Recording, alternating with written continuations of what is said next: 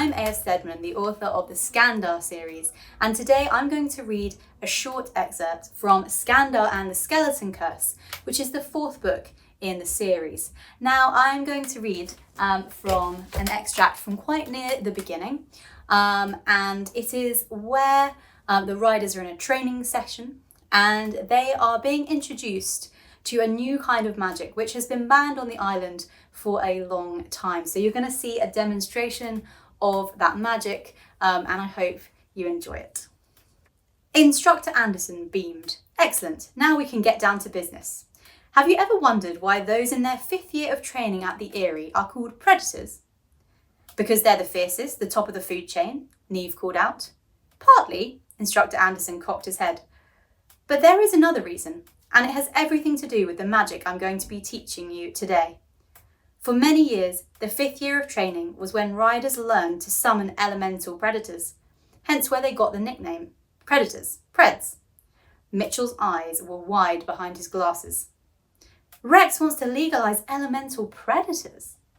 Ah, I see one of our best red riders has heard of them. Instructor Anderson's voice was more serious now. But I suspect you have never seen one in real life, only in illustrations? Mitchell nodded mutely. A demonstration then. Instructor Anderson backed Desert Firebird up a few paces from the line. I want every one of you to summon the water element to your palm.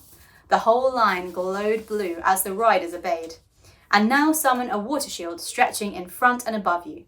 Every shield should join up with the ones on either side of you. And no matter what you see now, no matter what I do, under no circumstances must you drop the shield line. Understood? A shimmering wall of water burst along the line seconds later, and beyond it, Instructor Anderson's palm glowed red, flames rising into the air above his bald head and gathering in a roaring cloud. As the riders watched, the cloud began to morph into a shape, legs appearing one at a time and then a body. Finally, the fire resolved itself into a great, snarling, dog-like creature that snapped its flaming teeth from side to side. It's a jackal, Mitchell murmured. A hunter, but not marauder level, and of course, not mythical. The jackal prowled back and forth in the air above Instructor Anderson, and Skandar could see that the combined fire magic of the rider and his unicorn was being drawn up into the creature, almost as though the predator were feeding off them. Before their eyes, the jackal appeared to be getting stronger, more lifelike, and it started to pounce at unseen enemies with flaming claws.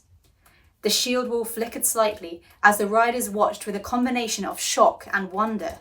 Skandar was finding it hard to keep his palm steady because he realised he had seen elemental predators before.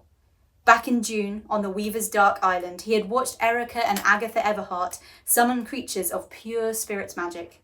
He remembered Agatha's sparkling albatross, his mum's white wolf, the way they had fought each other, the way the pieces of Agatha's albatross had reformed to create a tiger just before. Scar! Flo cried from Blade's back, and he adjusted his shield upwards, trying to focus. Then the jackal launched itself towards the line, and riders shouted in alarm.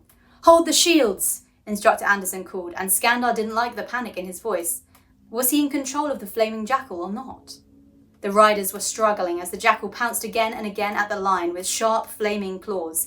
The unicorns were completely spooked, and only the close bonds they developed during the Chaos Trials kept them obeying their riders and staying in line. Skandar glanced desperately towards Instructor Anderson, who was attempting to summon another element, but his palm kept defaulting to a red glow, and now there was panic on his face as well as in his voice.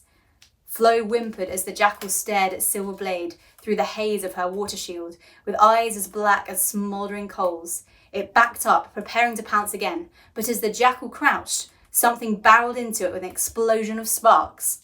A cheetah. The big cat was constructed of the air element itself, its spots sparking with electricity, its teeth bared, its speed unmatched as it collided with the jackal. The two predators rolled together on the ground in front of the riders. The cheetah was bigger than the desert dog, stronger, more solid round the edges. Within seconds, its fizzing yellow teeth had sunk into the jackal's neck, and Instructor Anderson's predator flickered out like a fire starved of oxygen.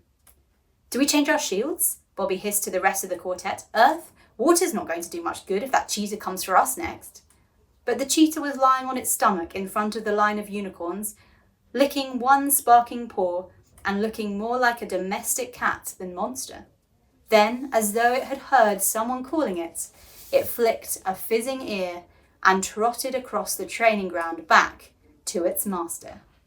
Would someone like to tell me what's going on here? It was Rex Manning.